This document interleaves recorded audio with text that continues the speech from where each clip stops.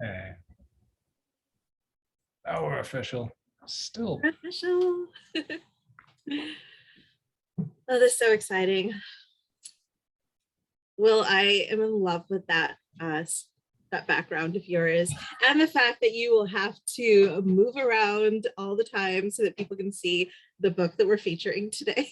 Like I did this in one of my recent TikTok videos of deliberately making it go out of focus so that you look in, because we do that naturally. We try and focus on things that are out of focus. It's a way of making people it's a manipulative trick, and it works really, really well. Because that video is doing great. Why am I flickering? Hi, Kelly. Look, my green screen is flickering. You briefly did. You're fine now. I have to hold still, I guess. Kelly. Yeah. Gosh, it's so good to see everybody. Thank you all for coming. Live over here. Look at my ears. They're I think almost everyone's probably here. So let's get started, shall we? Okay. So hi, everybody, and welcome to another book chat at University Bookstore, part of their virtual Reading Aloud program, which you can check out on UBookstore's YouTube channel. Today, we're featuring middle grade author Will Taylor for the book launch of Catch That Dog. Will, you got to get off to the side, catch that dog right over there. So my name is Grace, and I'm the former events producer here at University Bookstore as of like 3 weeks ago. So it's, if you hear me constantly say hours all the time, it's because I am still in bookstore mode. But now I work for Seattle Arts and Lectures, and today I have the pleasure of being in conversation with Will to celebrate his new book. So thank you for joining us, and we would love to hear where you're zooming in from or tell us about your holiday weekend plans, so let us know in the chat. University Bookstore is the oldest independent bookstore in the region, celebrating 122 years this year. And Will is going to be stopping by the store to sign your orders next week. So when you check out using the link in chat to buy the book, please let us know if you'd like a personalized book or a special inscription. And thank you for supporting this author event, Will, and a local independent bookstore. You can read more about the book using the link in the chat. So I will keep this intro brief so we can get to the discussion sooner. As we're talking, please think up all of your questions that you have for Will about the book, about what he's watching, what he's eating, what he's writing, everything. Just ask him anything and put that in the Q&A field at the bottom of your Zoom screens. So Will Taylor is a reader, writer, and honeybee fan. He lives in the heart of downtown Seattle, surrounded by all the seagulls and not quite too many teacups. When not writing, he can be found searching for the perfect bakery. You have to give us some bakery recommendations, you know. Talking to trees in parks, and completely losing his cool when he meets long-haired dachshunds. To read more about Will and his previous books, please visit willtaylorbooks.com. So a few announcements before we start. As you may have noticed, this event is being recorded and it's going to be played back later on the UBookstore YouTube channel. And after the discussion, that's when we get to all of your wonderful questions for Will. So please think them up and put them in the Q&A field. And now to start things off, I'm going to invite Will to read a little bit from the book for us. Yay. Thank you, Grace. And thank you everyone for showing up on a holiday weekend. Oh, hi, Roger and Penny. Hi to everybody in the chat. I can't see the people in the audience at all. I didn't know that about the Zooms, but that's the way it is. Just to go over what we're gonna do real quick. So it's about 1:05. I'm gonna read the first chapter. Grace is gonna ask me a bunch of questions. Then we're gonna answer your questions. And then we're gonna be done in about 50 minutes. So that's what we're doing. I like to announce that because I always feel like it helps sort of give you a sense of what to expect. So this is, well, Catch That Dog. My backdrop is not cooperating. Catch That Dog is my 4th middle grade book and my 2nd from Scholastic. And I wrote this one during the pandemic. I got the opportunity to start writing it March of 2020. So this was the book that I really relied on to get me through and to, why am I flickering? To sort of support me emotionally during a really difficult time. And I think that comes across in the way the story ended up. So I'm just going to jump right in with chapter 1. Chapter 1, A Girl Like You. Like most kids, Joanie Dayton had a favorite number. Hers was 5, so here are 5 useful things to know about Joanie. Number 1, she was 10 years old. Number 2, she was an only child and often lonely. Number 3, both her eyes were brown, but her right eye showed everything crisp and clear while her left eye stayed permanently out of focus. She didn't mind though, since that was how she'd always seen the world. She called them her sharp eye and her soft eye, and sometimes switched between them just for fun. Number 4, she had a secret talent she'd kept hidden from everyone ever. And number 5, she was about to get in trouble again. Joanne Louise Dayton, what is that racket? The clatter of cans echoing from the alley off Main Street ended abruptly, and a pale girl with messy brown hair appeared, a broom clutched in her hands. It was warm for early May in Banbridge, New Jersey, and the girl wore patched overalls over a t-shirt that was at least 2 sizes too big. The overalls and shirt were covered in soot, oil, dirt, and paint. So were the girl's skinny arms. Her mother, leaning at the door of Dayton family's shoe shine, scowled at the sight of her. "Joanie," she said, in that tone the girl knew all too well. Joanie risked a glance up. She'd always thought her mother was pretty enough to be a film star, but life had made other plans.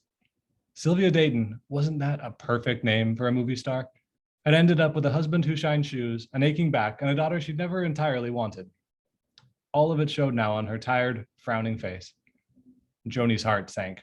It had been exactly 113 days since her mother had smiled at her. She'd counted them. "How did you get so filthy, girl?" Mrs. Dayton demanded. "What on earth were you doing?" Joanie raised the broom, full of explanations. "There was a cat, Ma. It got stuck under those old broken crates." "A cat?" Her mother shuddered. "Any cat scrounging in that alley is a disgusting stray, and you're not to go near it. You understand me?" "Yes, ma'am." Joanie bit her lip to stop herself from talking, but was as unsuccessful as she always was. She burst out 2 seconds later with, "But it was sniffling and crying. I only climbed in and poked it with my broom to try and let it out. I didn't know there was paint in those cans, and Joanie, and I thought it needed a friend." Mrs. Dayton sighed and pressed 3 fingers to her forehead. The evening sunlight falling over town didn't reach their dingy corner of Main Street, but Joanie still thought her mother almost glowed. She closed her sharp eye for a moment, and sure enough, her soft eye revealed the truth. Underneath all that sadness, Sylvia Dayton gleamed around the edges. "Let me guess," Mrs. Dayton said. "You thought you could rescue this cat, and it would become your best friend and love you forever. Is that about right?" She didn't pause for an answer. "You don't understand anything about the world, Joanie. You still think you'll wake up one day and be a princess. Well, it's time you grew out of that. Good things are not going to fall out of the sky for a girl like you. You've got nothing coming unless you learn to quit dreaming, work hard, and behave as you should." "Yes, ma'am." Joanie let out a long, silent breath and looked past the open door into the familiar space of the shop, her family's second home. 2 big shoeshine chairs sat against one wall, their worn leather arms carefully polished to make the rich people feel comfortable. Across from them was the workbench for eyelet replacement, sole patching, and good-as-new stitching. Right at the back of the shop, her father, Paul Dayton, folded like a newspaper and almost as gray, sat at the tiny counter totaling up the day's meager earnings. Joanie's heart twinged. Something dense and heavy seemed to settle onto her shoulders, pressing her feet down into the pavement. "Now go home and get yourself clean," said Mrs. Dayton, satisfied that her daughter had finally gotten the message. "No more running after filthy animals." She seized the ragged broom and stepped into the shop, then turned back. "And take the side streets, won't you? What will people think of us if they see you looking like that?" The door closed with a groan and a snap, and Joanie was left all alone on the darkening sidewalk. She examined her reflection in the window, eyeing herself with first one eye, then the other. She sniffed, tugging at her tangled hair and smoothing the sleeves of her shirt. She wasn't that dirty, she thought. And anyway, she couldn't take the side streets, no matter what her mother said. Not right before dinner time. All the rich kids would be out, playing in front of their houses, and the Archers and the Peyton Prices never missed a chance to tease the poorest girl in town. The last time she passed the Archer boys' yard, they'd thrown rotten crab apples. They were all good shots. The heavy weight was still pressing down, but Joanie Dayton put her shoulders back, lifted her chin, and started along Main Street for home. Behind her, a grateful little animal peeked out from the jumbled darkness of the alley, sniffed the cool evening air, and followed. So that's chapter 1. That's Joanie. It's a little I love that first chapter. drama. I know I love it. I love how you've introduced Joanie to us. And congratulations on the publication of a new book. That's always a wonderful and exciting time. And you and I have worked on this book launch for quite some time because of a few supply chain issues that came up. But tell us, how did you celebrate this week? And can you talk a little bit about the process of how we got to today? So I'm telling the audience, Grace sent me the questions ahead of time, and I still don't have a good answer for the celebration part because it's been a bit of a difficult week. That's going to be on hold. I've got another book coming out in 3 weeks, and that's keeping me busy. But yeah, this book, I had this was one of those books where a salesperson with Scholastic had come across this story and wanted someone to write it. And I happened to be in communication with an editor, and it was just one of those lineups where I was able to volunteer to give it a try and submit sort of an application version of it. And that was, that March and April of 2020, when so much else was going on, I got to just hurl myself into this true story of a missing poodle. And I definitely recommend and encourage everyone out there to Google Masterpiece Missing Poodle and see what comes up. American Kennel Club has a bunch of really amazing photos that I was going to put them on my backdrop, but they looked really funny.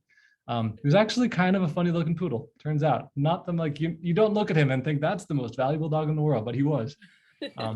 Yeah, once I realized that he was the poodle who started the poodle craze of the 50s. I mean, poodle skirts, all of it was because his owner, Count Alexei Pulaski, was obsessed with poodles and wanted everyone else to be obsessed with poodles too, and had the means to make it happen. So that alone, but then the mysterious disappearance, he was world famous. And then one day in May of 1953, he was gone. And the only witness said, I saw a woman in a red dress and dark hair walking him out. And he walked out right at her side like he knew her, and no one ever saw him again. So I was like, okay, yeah, I'm in.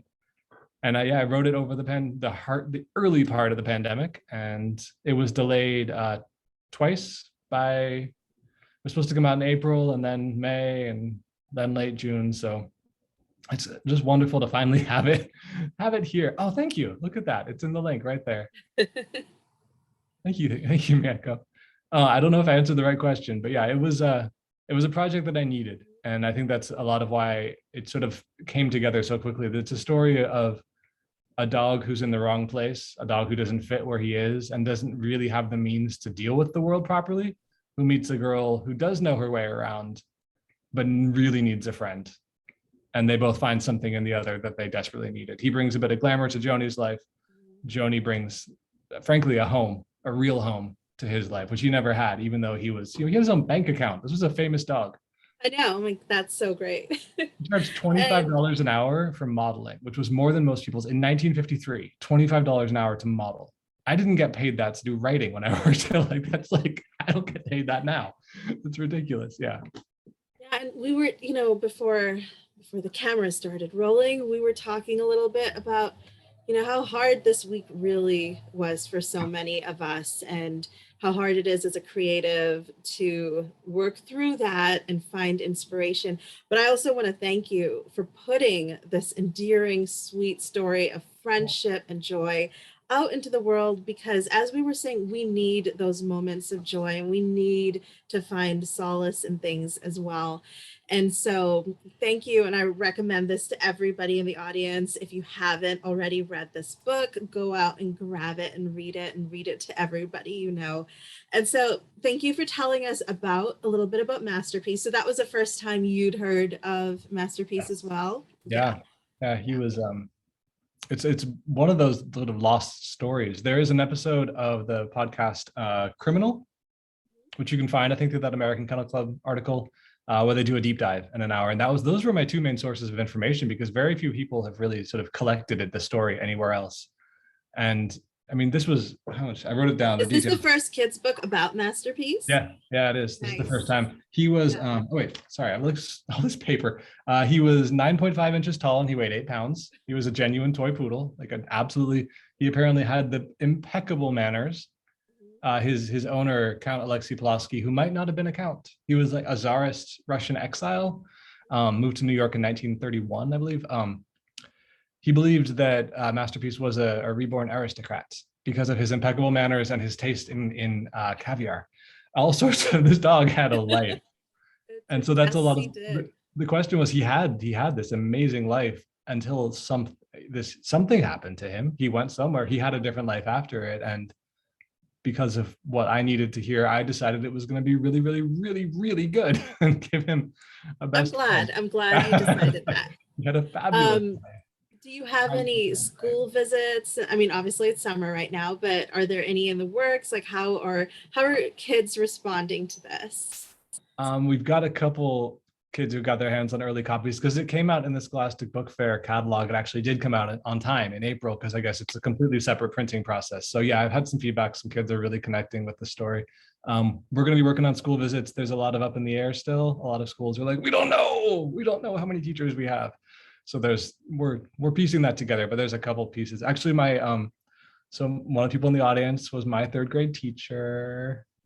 And she was the teacher who changed my life completely. I think most of my books, I think I've dedicated to her, and some, at least in the acknowledgements. And I was in her very first class, and she's teaching today. She's still teaching fourth grade, and I got to go visit her fourth graders last year, which was such a great full circle moment to be like, now we're both grown-ups, and like we're basically the same age, and just to get to tell kids who had the same teacher as me that they can do what I do, because I'm That.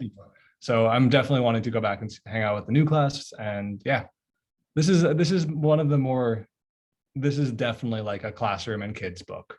Yeah. More than, I think my other ones are kind of like summer read romps and adventures. This is like I don't know. Well, I mean, I think it's inspiring. It's got, I mean, the messages are wonderful. I mean, even as an adult reading it without having any kids to read it to or anything, I felt inspired and just loved the book so much. So I recommend it to adults as well to definitely pick it up and read. And just putting it out there, if Scholastic hears this, Masterpiece stuffed animals, are they on their way? It's a little tricky because his name is Masterpiece, but then he changes his name in the course of the book. So when I talk about it sometimes, I'm like, yeah, because Lucky's a really, wait, Master. Yeah. And it was actually kind of hard to write his chapters because he thought about himself differently. And that is another thing. I don't think I've talked about this. The book is dual narrative between Joanie and Masterpiece, which was the most fun to get to view the world through such completely different sets of eyes. Because Masterpiece he assumes everyone is his friend and everyone will love him because they always have, and everyone wants to see him and he's famous. And when he gets to small town New Jersey and people are not happy to see him, it's this wonderful dissonance. He's doing that everywhere. What were some of the most fun scenes for you to write in this book? Masterpiece getting in trouble. Those are always the fun ones. There's a scene where he tries to go get lunch at a restaurant that just was a joy to write. I mean, for me, it's a classic romp scene. Like any basic farce is going to have the chase scene. So he ends up leading all these grown-ups in a chase around a restaurant with everyone's lunches going everywhere. I don't know if anybody remembers that Stephen Kellogg illustrated the book. I cannot remember the author, but The Day Jimmy's Boa Ate the Wash. It was a Reading Rainbow book about a class field trip to a farm. And it was this escalating series of crises that just kept and it's that kind of feel that I wanted to create. So, and then he goes to a library and basically the same thing happens. And what a library looks like to a dog who's used to everything being friendly. Yes, yeah. Jimmy's Boa. What were some of the more difficult either scenes or characters for you to write, if there were any?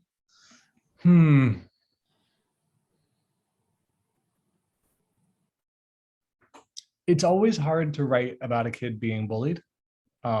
Joanie gets some harassment in the book from the Peyton Prices and the Archers, who we hear about in chapter 1. That does happen. They're mean.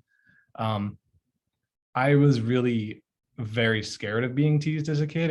There was one kid who used to basically do that to me every single day, and it was like a real kind of nightmare feeling, knowing that at 2:45 every day you're going to be belittled on your way home, and you have to go that way to get home, and you can't do anything about it. And so it was a little hard to bring that into the book, but the link for Jimmy's Boa is in the comments. I love it. It was necessary. You do need to have something for the protagonist to push against. And I really was so proud of how Joanie responded, even like in that first scene when she drew her chin up and decided, like, I'm going to go home by Main Street. that didn't happen in my brain. That happened when I was writing her. She was one of the characters who I didn't have much control over whatsoever. She was like, no, I'm not going to take the back way, Mom. I know better than you. I have reasons that you don't even know about. And she puts her chin up and her shoulders back, and she'd go and does it anyway. And so to watch her and the way she reacted to the harassment and bullying of kids who aren't thinking, they're just showing off for each other.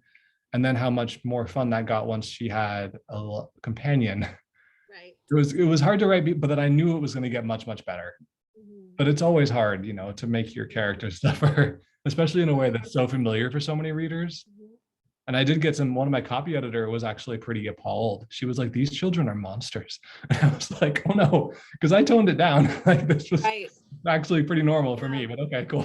I know, and so many kids are dealing with this, are still dealing with this. Do you have plans of using this book to start those conversations? I know you're going to go to the schools, but any other events that you have planned, or because it's definitely really useful, and for you to be able to share a lot of your personal experiences as well with kids. I mean, I'm down to do any events anywhere. If anyone knows any, I'm definitely like reaching out everywhere right now, trying to set stuff up for the fall and everything. I do have on my website, I've got some stuff coming up. What was the part of it? I don't have anything specific to talk about that aspect of things. I think it comes up, and it's going to be in the reader guide. I'll be putting a reader guide before the school year starts, a classroom guide. One of the people in the audience, Penny Percy, actually read one of the advanced copies and gave me some amazing feedback about the degree to which this book is about how the appearance of things and the reality of things are very different, how people trust the rich people because they look rich and they're actually the worst people there, how they don't. There's a scene at the end where someone who should know Masterpiece doesn't recognize him because he's slightly dirty and because he's acting different. And it's that there's a lot of looking below the surface and how many sort of systems of power are upheld by nothing but a surface level appearance. And that if you can see behind them, that's a great place to start unpacking, and especially if they're doing harm, dismantling them. And I hadn't realized that. Again, just like Joanie did the book for me. I just got to report on what she was doing. And so that's just wonderful that readers are finding that kind of depth in it and that kind of resonance. And that goes back to, can we talk about the eye thing? Yes, that was going to be my next question. Let's talk about it. Yes, so I was trying to figure out how to make my filter do it. Like, and it is a little bit like if you blur a background on Zoom, that's kind of what refractive amblyopia looks like. So I've got refractive amblyopia. This eye doesn't actually work at all. It's if you turn a camera lens all the way to out of focus, basically. And because it doesn't focus, my brain doesn't use it. This is all just fog to me. I can see colors and shapes, but I look at the world through this eye. And I always thought that was normal growing up until, I started failing eye exams in kindergarten and didn't know what was going on. And there's no way to fix it. It's one of those, like, if you caught it when you were 2 months old, you could have retrained the brain, but there's no way, it's just coming along. And so after it was David Arnold wrote a fabulous book, Mosquito Land, where the main character was blind in one eye, and he used it so beautifully as a symbolic tool within the story that I was like, I got to use this someday, because the idea of being able to see the world all foggy and misty and sharp, and the question of like which one is true, because they're just different. And giving that to Joanie, and she immediately was like, I look at everything through one or the other, and she finds some stuff out about people by looking at them, like the way she looks at her mom. Like, my mom hasn't smiled at me, she seems so unhappy, but there's light under there. There's something beautiful, and it will come out someday. Like, that's just, as a writer, I love the way you were able to write that. Has anyone contacted you as you've been talking about this to share their own experiences? I really want to meet a kid someday who also had, like, in an elementary school, to like yes, team, go team. Oh, but I did the Scholastic Live. I did a Scholastic Live event for middle grade authors, and the other author who was there with me, so my right eye is it's like better than 20/20, because I guess the brain overcompensates. And it was the exact opposite for her. Hers were like slightly improved by, like, I'm legally blind in this eye, and she was just short of that. But between us, we had one full set of eyes. So we were able to bond. Like our books were about totally different things, but that was really nice just to be like, yes, there's no books about us. Like, this is cool. I really do hope That's great. someday some You're gonna kid, what? I really, really hope some kid will be like, Yes, I know. I am sure it will happen because as you mentioned, you really didn't know about it either until you started failing eye exams and, started to learn about it. So I'm really glad you wrote about that. Are you planning on writing about it more and kind of spreading like advocacy or? I don't think so. It's not a disability by any stretch. Like it's certainly not. I mean, I just have to be careful I don't lose this eye Mhm. is the only thing. It doesn't impact any. I can't see. 3D movies don't really work for me. They do now, much much better. But the old like red and blue glasses ones, like everything is blue. Why are we staring at like this is You're very just weird. I staring don't at understand what's happening. No, yeah, no, I don't. It's not like a cause, I guess, for me. I just wanted to see because it's just one of those. I'm slightly different. That's cool Right. moments. So like, and I don't think I could put it in another book now, really, because it is so much Joanie's thing. Yeah. But that the big part in the book, this is a very rambly chat, is that Joanie, I'm just gonna kind of give away her big secret is that she loves to paint secretly, and her style is essentially impressionism.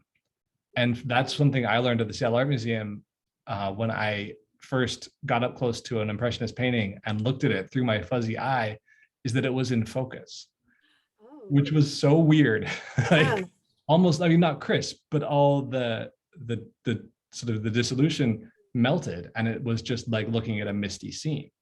I was like, is that supposed to work? Like, is that how this is supposed to be working?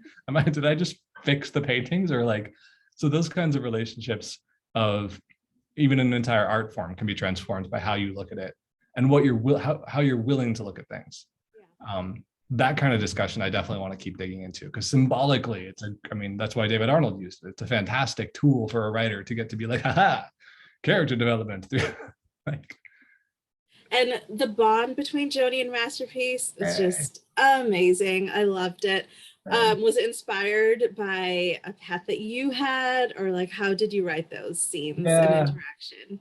So I had my cat Jacob, who was a really important part of my life for a long time. But one of the things I did before writing this book was reread all my favorite dog books. Dan Gemeinhardt's Good Dog was a really big one because of Winn-Dixie, obviously. I've been pitching this as a comedy because of Winn-Dixie, because that's pretty much what it is. I had a whole list and I made a list and I said the things that a dog book should do is make you cry, cheer, squee, and go, oh, and laugh at least And once. I just went, automatically Right? before you So it's even like, said this is it. what we want. If you're like picking up a dog book, you're like, what do I want to feel? I want to feel all of those sort of like Pete's Dragon kind of feeling. Yes. And audience, this is a good cue for you to put in your chat all your favorite dog books too. We love. We were going to have Dan Gemeinhardt chatting with us today because his book, Good Dog, is, I think, a perfect example of a dog book where he just digs into the sheer volume of emotion that exists between a kid and their dog. And I wrote myself a note about that of what to say. I think, so I should say, like for me, I honestly did a lot of research on how to write a good dog book because I wanted to make sure I gave this the full range. But kids and dogs in particular, I think because they're smaller than grownups, because they're closer in height, frankly, than the grown-up world, and they're not the full authorities in their world yet. They live within boundaries that grown-ups have imposed on them, which are often irrational, often unexplained, often unfair. And then having to work around those rules is something that kids and dogs both share. Right. And kind of having a lot of needs that you can't necessarily communicate because you don't know how.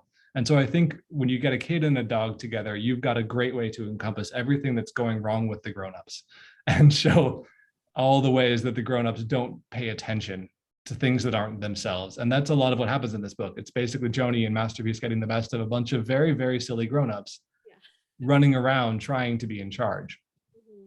And there was another section that animals are a great way to examine moral decisions because their logic is different from ours. And it does tend to sort of line up with kid logic.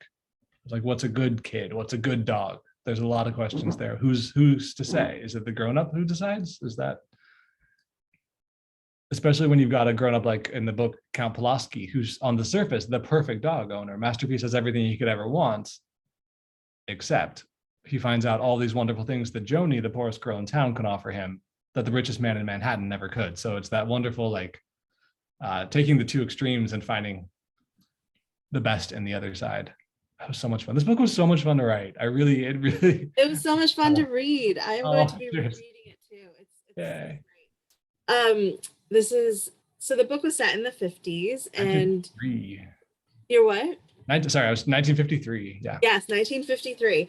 And so was this the first time you wrote about something set in a different time period? Yes. And what were some of the challenges of that or fun parts of it, and how much research did you do? For sure.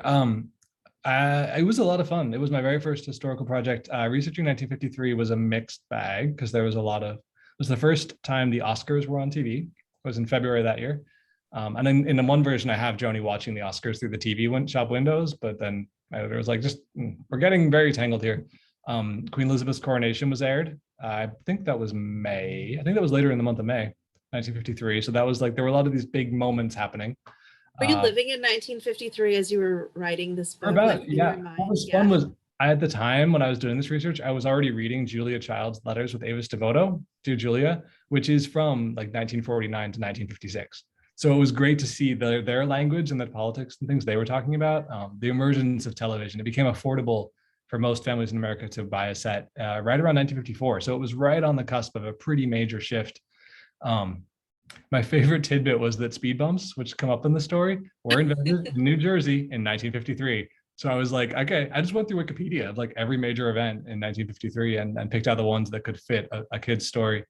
Obviously, there were a lot of aspects of 1953 that I didn't bring into the book because I didn't feel like I had the chops to address, in particular, racism and segregation that was still happening in 1953 New Jersey in this story. That just, I walked right up, I was like, this is not for me, my story to tell. So yeah, there were a lot of, I think any historical book in America, you have to decide how you're going to tackle a lot of things, and especially in the 50s. So I made choices about that, but long conversations with my editor, and just what is this book about? And it's about the dog in the end.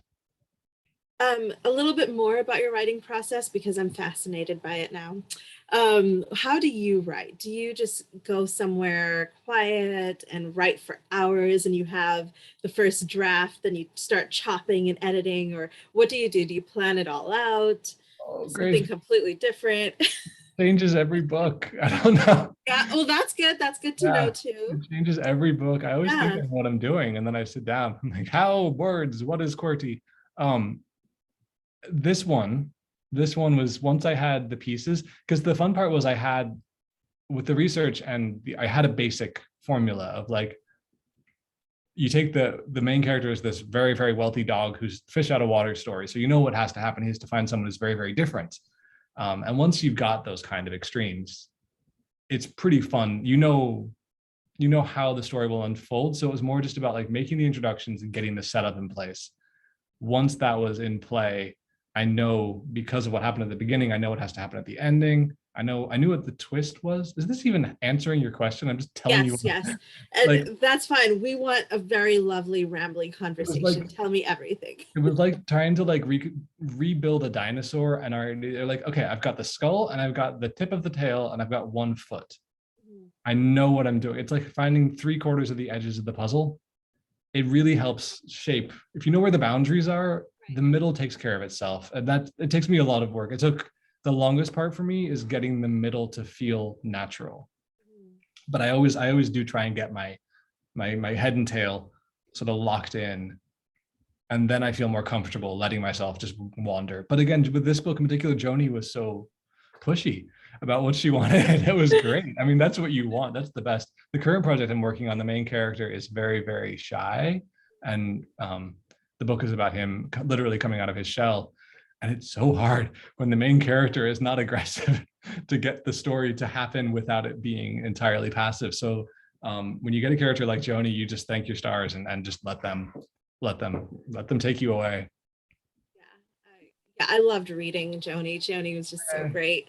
Do you have anything, like any favorite treats or music, Kate Bush, that you listen to or eat while you're writing? Like, what's your go-to like writing comfort music or food or whatever it is? So I don't eat when I'm writing. I find it very distracting.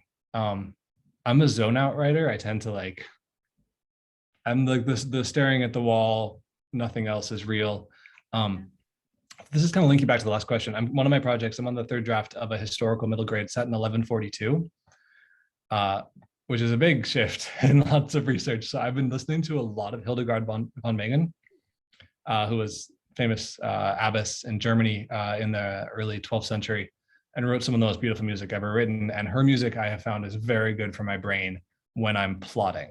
I find a lot of, so there's just, I got this like 9 albums by Anonymous for just singing her songs on Spotify, and I'll just put that on, and that's some of the only music I can use as background, because most of the time if there's any kind of words that I understand, because I don't speak Latin, it's, you know, it's like having a TV on when you're trying to have a phone call. It's just like it's hard to get lost. Focus. You need yeah focus. But that for historical books, that has really helped, actually, especially that feeling of there was so much silence in the world once upon a time, and for whatever reason that music helps bring that sensation forward. I don't know what you asked me. I think you asked me about favorite foods. Well, I just wanted to know what helps you with your writing process, you know, whether it's like putting a blanket over my head. Honestly, that's a thing. I can't do it in the summer. I slow down in the summer, but having something like a hood or a blanket or a sheet over my head, there's that cave feeling. It's a lot like the pillow forts. You can't see them all, but my first couple books were about pillow forts, and it's that feeling of creating a separate space within your home where the rules don't quite apply anymore because it's yours. That's what do you remember in gym class, if you ever had that giant parachute where everyone would like loft it up? And then but I didn't go to school in this country, okay. so no, I don't. Some people in the audience might remember this. There's this giant rainbow parachute. You'd all loft it up, and then you sit down really fast on it. And if everyone sits down, it stays up like a parachute or like a hot air balloon top. Nice. And it's that feeling of like, it's a new space. This did not exist before. And so that creates the opportunity for new things to happen. And I think that's why I like to have the sheet over my head. And you know, they always say, like, why can't we ever get any more glamour or like excitement to the world of publishing and writing? It's because we look like absolute slobs when we do our actual work. There's nothing glamorous about like a writer actually writing. We're not Jane Austen at her beautiful little 1.5 foot octagonal desk that she's so famous for. We are in our pajamas with pizza on our stomachs, wrapped in. I love that. Wrapped That's a great feast. image. Mr. So Burns, you know. You have a picture of you as a child in your pillow fort, right? Yeah. On your website. Yeah, I think it's on your website, so people must go and take a look. But I feel like right now, you under your blanket with the pizza should also be a thing. Like honest pictures of authors, you know. I know, you're like my progression. Lish McBride, I adore Lish. She's a local author who everyone should check out. It's YA and up. She just like funny and dark and just such a brilliant writer. Such a great sense of humor. Oh my gosh. Such a good, and she posts truthful pictures sometimes of like, this is what it looks like, folks. Like, thank you for being brave enough to do that. Oh my gosh. Yeah. So I, for one, did not want to see this book end, and I want more of them. Is there going to be a sequel? I mean, that depends on y'all. A whole series. There's nothing from Scholastic on that front yet. There's no story. We don't know where the story goes. And I definitely tried to wrap it up in a bow to be like, they're both going to be fine. They're going to be okay. We'll see. I mean, it all depends on sales. Everything depends on sales. If it does really well, I'd love to. Well, it just made me think of something. A spontaneous question here is also, when you stop writing a book and those characters, do they still kind of live on in your mind? Do you still concoct adventures for them and stories? Like, what happens in your writer's brain? Interesting. Do you wrap up a book in a pretty bow in your brain as well? Or I do, for sure. Maggie and Abby are the only 2 characters. They're from my first 2 books. They show up. Actually, spoiler, Abby right here has a cameo in The Language of Seabirds, just for people who've read those. Yeah, she's got a little moment, but otherwise, no. Yeah, I'm always writing 2 or 3 other things at least. Like I'm actually writing 4 other books right now, and those characters tend to take over. So these books, I always have someone else waiting. So yeah, I Yes. kind of Yeah. need to let the next person have their turn in my brain. And I should say 4 books. 2 of them are picture books. One's the historical middle grade, which is, whew, that is a doozy. Rosemary Sutcliffe, if anyone's ever read Rosemary Sutcliffe, she was the queen of historical, British in particular, historical middle grade. She wrote Eagle of the Ninth, which that movie The Eagle was based on, Song for a Dark Queen, just absolutely stunning historical middle grade from the Bronze Age through the Romans. And I unfortunately feel so daunted by her brilliance that trying to write a historical middle grade about grown-ups in particular is just like, it's the most terrifying thing I've ever tried, which is why I'm doing it, because I want to, you want to try. Well, we can't wait to read it. And speaking of reading and talking about the language of seabirds, yes, you have 2 book launches this month. Yes. So that's incredible. Yay, pandemic. So yes, can you tell us a little bit more about the upcoming one and the fun event you have planned? Anything else you want to share with us? So Catch That Dog is a fun, for bouncy middle grade romp. Language of Seabirds is my first non-comedy. It's my first sort of fully contemporary. There are no, I'm not going to say magical elements, but my first 2 books, The Pillow Forts, have magic pillow forts. Masterpiece is a talking dog, more or less talking. Slimed, which you can't see. I wrote as Liam Gray. That was my first Scholastic book under my secret pen name for the book fairs. Is about 2 4th graders who make a slime that turns all the grown-ups in town into zombies, and they have to create a slime to turn them back before the evil Bill Nye character takes over the world. And Language of Seabirds has no magic whatsoever. So it was a real adventure for me. It almost didn't happen. The name popped into my head one night and I didn't think it was my kind of story. So I almost didn't even include it. I was writing an email to my agent about possible projects and then just tapped that in as a PS. And he wrote the next day to be like, you absolutely have to do this. What are you doing? I just drop everything and write this story.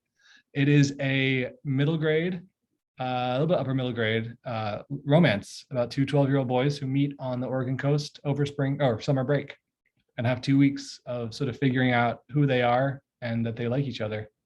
And then they separate because it's only vacation. So it's a liminal book. It's about that in-between time. There are a lot of layers to it. There's unstable parenting is a really major theme. They invent a language based on the names of seabirds in order to be able to tell each other what they're feeling because they're not quite sure how. It's really the book I needed when I was 12, when I made a very different set of choices about hiding instead. And this is the book of what if you didn't have to. Yeah. And yeah, it's my big book. It got 2 starred reviews so far, which is wild. I've never gotten one. I'm very, very excited. A lot of people seem to be resonating with it. It comes out from Scholastic on the 19th of July, and we are doing a book launch here, right here. At 2 right here. So don't leave. Yeah. Don't leave. Yeah, just or leave and come back and register. Pause. Yeah, register. You can register for it now. You do have to register to come in. But our very exciting and completely non sequitur special guest for it, which makes no sense at all, is Stephen Carter Bailey from the Great British Bake Off season, the 2017 season. He was the one who made the biscuit chessboard, the bread handbag. He made the hot air balloon with the basket that melted with chocolate. Stephen Carter Bailey, he won the Great New Year's Bake Off 2019. He has become a friend of mine. We're like good buddies. It's weird, just because of the internet. We're like really good friends. And he's going to be in conversation with me for Seabirds. So if you want to see Stephen Carter Bailey talk about birds and his own life, because he did a bunch of queer media after being on Bake Off about growing up in a conservative family and coming out late in life, and we had a lot of overlap with the seabird story. So, and he's famous, and he was on Bake Off. It's like, just come talk to my family. It's incredible. I can't wait. Very odd. And also that cover is so stunning. Oh my gosh! How much input did you get to have in that? They asked me I gave them like a massive email of like, here are examples and types of things that I love, and here's what I think they look like. And this was nothing like I was picturing, not even slightly. It's so much better. Yeah, It's so much it's better. Yeah, gorgeous. Beautiful. It's at Little Corvus. They're a local queer artist in Seattle. Okay. Absolutely blew me away. And if you get the hardcover, you can't see it, but there's that feather is recreated in the embossing under the cover on the book and is repeated throughout the story in a very special way. We have a lot of questions from the Oh shoot, audience, sorry. so Oh, we're it's going to already get to over. this. I talked for so long. You people are so nice. You just showed up and me ramble. Oh my gosh, no, we could probably chat for a few hours more, but let's get to audience Q&A. So this one's from Mary. I love cats. Do you think you'll write a cat story someday? Ooh, I will now. Goodness. Yes, please. Yes, I will. Do. I didn't even think about that. Genuinely did not occur to me. Yes, I will do that. Your cat's I love cats too. jealous. Because I showed cats in 4-H growing up. We were that family. Oh, really? Yeah.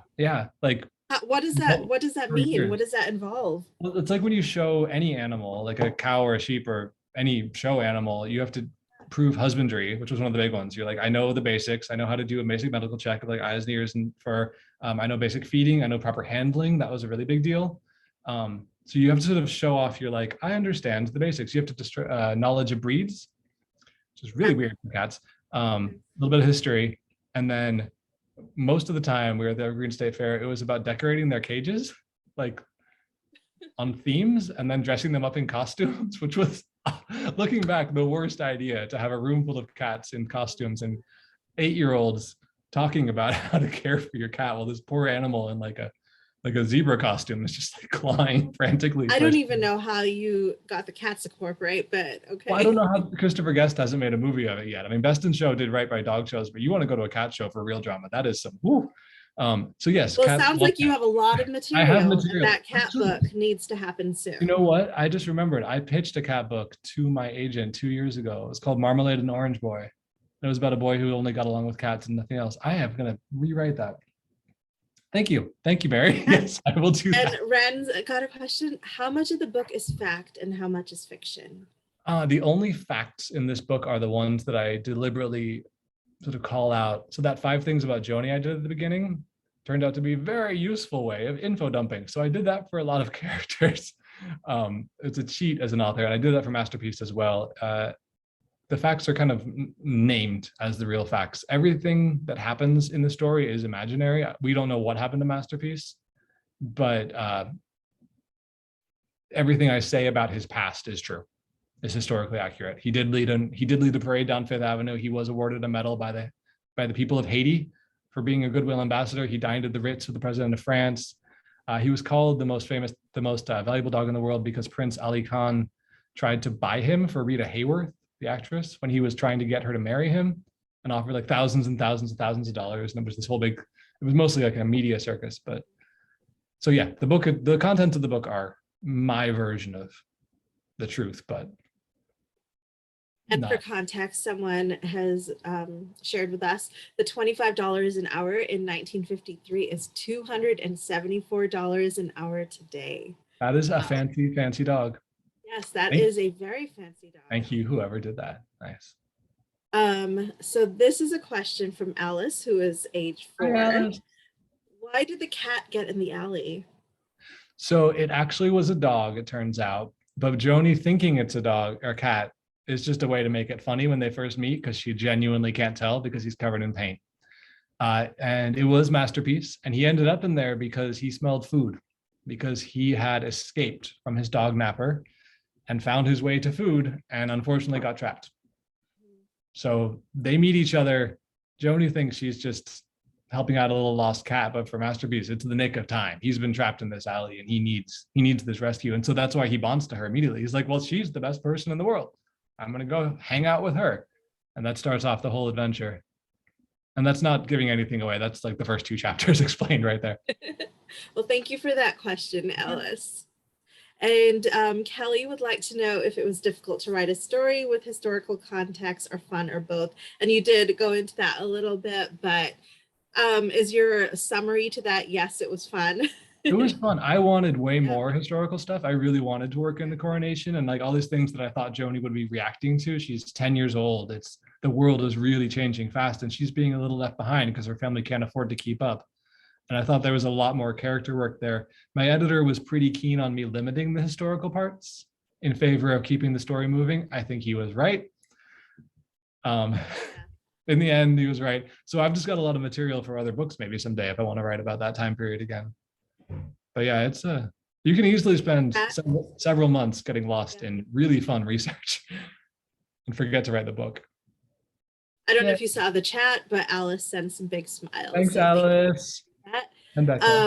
So another audience member writes that my favorite scenes when Joanie pulls out her art from under her bed and shows masterpiece.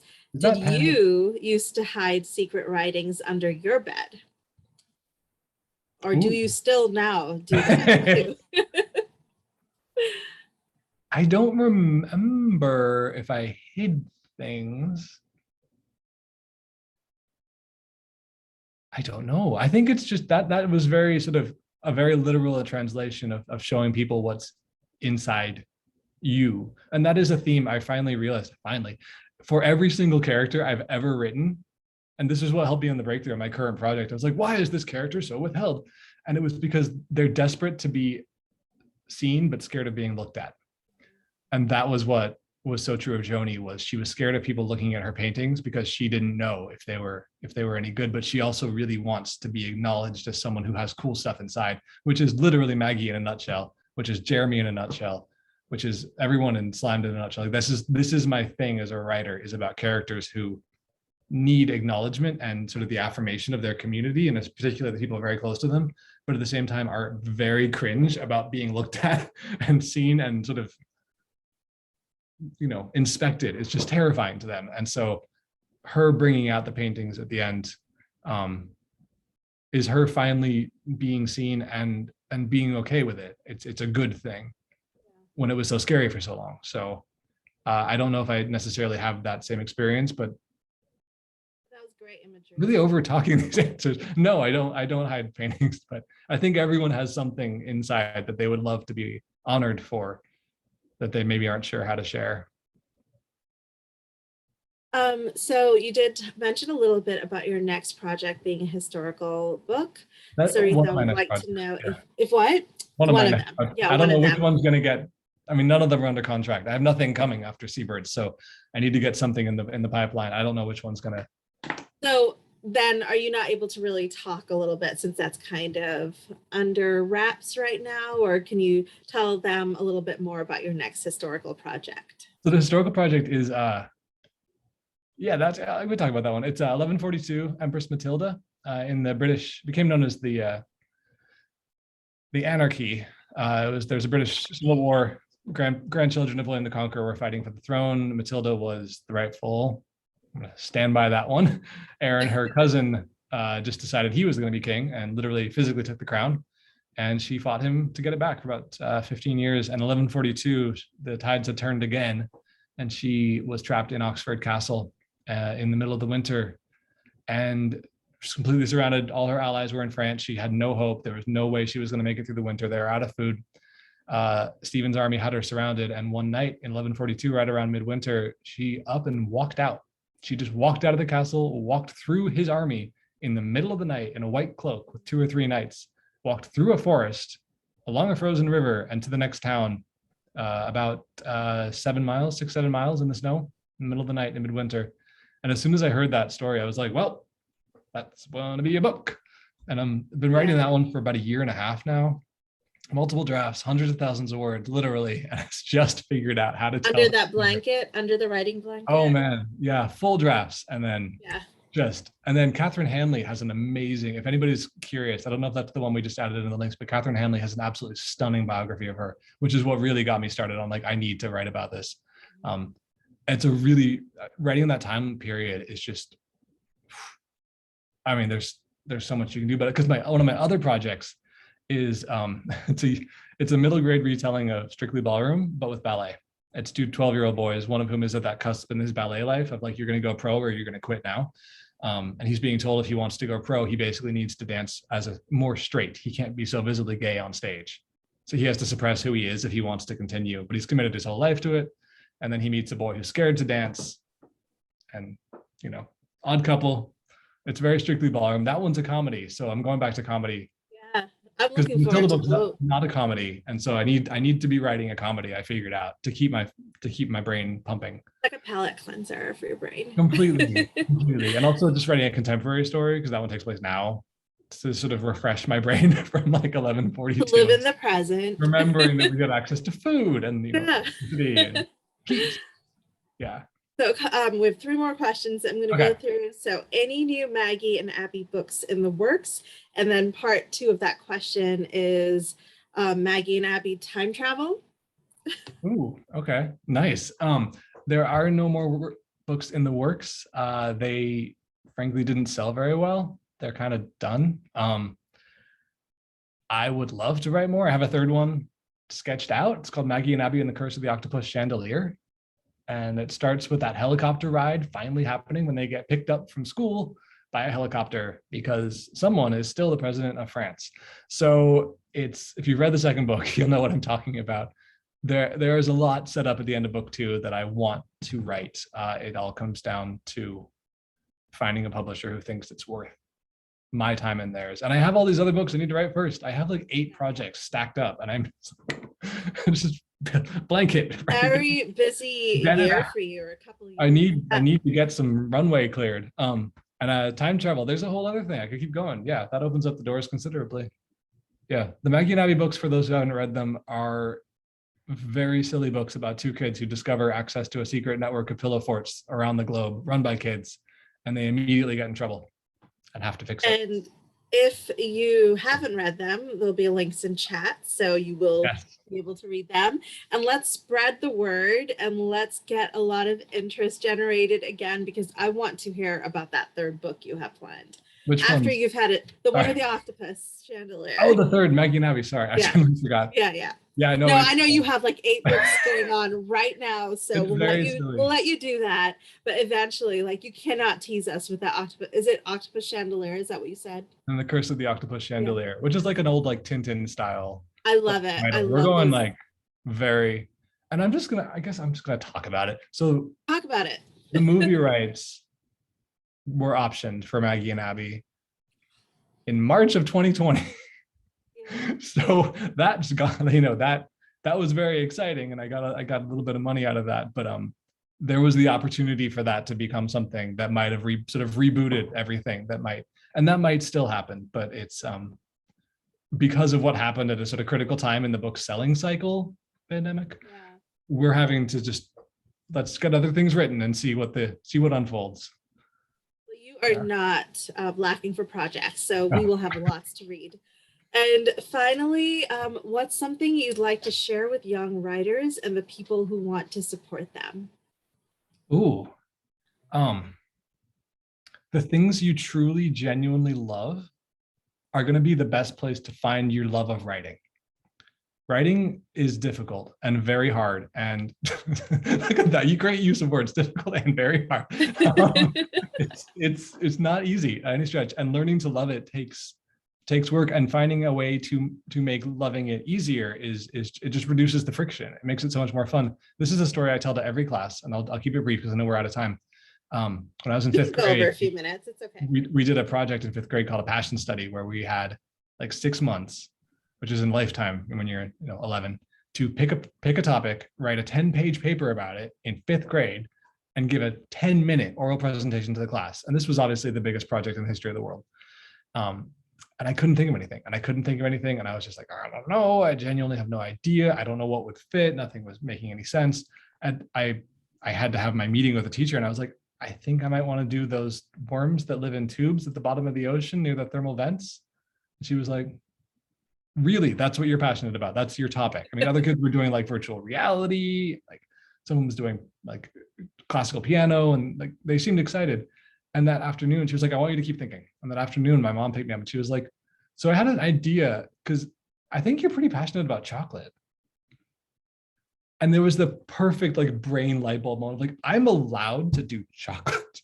So I did chocolate, and I had the best project in the freaking class because I gave chocolate to everybody. And I spent 6 months eating chocolate and reading about chocolate and writing about chocolate. And I wrote Cadbury and Hershey's and Dilettante. I got a tour of the Dilettante factory with a paper bag, and it was my job to fill it by the end for free. Hershey's, Lindt, and Scharfenberger all sent me, not Scharfenberger, whatever was the early 90s version of Scharfenberger, all sent me boxes of chocolate because I was a kid who wrote them letters saying, I'm doing a project. Do you have any information? Like I got free chocolate from, it was fantastic, best thing ever. And so when I talk to kids, I'm like, that is how close you should be thinking about your passions. The stuff that you genuinely are like, wait, I'm allowed to talk about that? I'm allowed to write about like video games, TikTok, I don't care. Just whatever genuinely sounds fun to write about. Complaints, a list of complaints about things you don't like doing at home. With high schoolers, that was a winner to get kids writing. Like, write a complaint letter to someone who has done you wrong, and they're like, oh yeah, yes, I'm in. So like, it's getting kids to like really connect with like it is that close, it is that obvious, it's that simple. The stuff that makes you excited to share about it, that's where you want to cultivate your love of writing, and everything else kind of goes from there. That's great advice. That is wonderful and a perfect way to close this event. So thank you, Will, for the most wonderful discussion and for sharing, for sharing so much of yourself with us. And I'm going to turn it around a little bit and say thank you, You Bookstore. They have an amazing set of events coming up over the summer, not just ours in 3 weeks. So definitely, if you're on the website registering for the next one at Seabirds, check out all the other events they have coming up in July and August and September. It is worth your time. And thank you so much to Grace, who is amazing, who has moved on from the bookstore to Seattle Arts and Lectures. And where can people find you and what are you up to? So you can find me on my Instagram, which is @Grace Rajendran, and I am up to, well, kind of learning a whole new job right now. So that's taking up a lot of time. But when I'm not doing that, I really love creating art, reviewing books, like wonderful books like Will's books. I'm also really passionate about nature and conservation. So I'm usually out birding or spreading the word about conservation issues at Seattle Audubon. So all of that and more is kind of crammed into my Instagram page. Everything. Just follow Grace and you'll find the coolest stuff going on everywhere and things to be paying attention to. And I will say, I just joined TikTok because I'm old. So if anybody wants, I can watch me make an absolute fool out of myself. I'm at Ink and Hive, which I'll just put in the chat for Instagram and Twitter, but I'm at Will Taylor Books on, wow, my ring light's freaking out, on at Will Taylor Books on TikTok. And genuinely, it's actually really fun. So if anybody wants to come. Hey, you've been doing some really great stuff. I love it. It's so awkward, but that's what I was trying to do, the chocolate thing. It's fun, right? Well, this makes me laugh, so I'm just gonna put it on the internet and hope for the best. Yeah. And thank you to our audience for joining us today. And Mieko for hosting. Yes, and Mieko and our audience and everybody who's got such great questions for us. And yes, Will's going to be by next week to sign books. So if there is a book that you want personalized, any of his catalog of books, not just Catch That Dog, but any book, just mention it as you're checking out that you want something personalized, and he will be happy to do that. And yeah, so thank you all for spending this time with us, and enjoy your weekend. And I hope it's filled with lots of great books. Bye, everyone.